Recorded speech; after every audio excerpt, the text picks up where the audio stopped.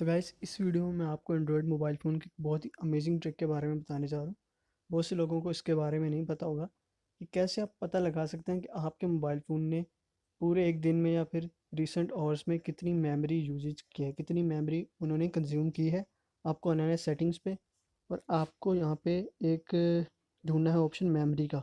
जब आपको मेमोरी का यहाँ पे ऑप्शन मिल जाए तो आपने यहाँ पे इस पर क्लिक करना है और आपको आ जाना है मेमोरी यूज्ड बाय ऐप्स पे।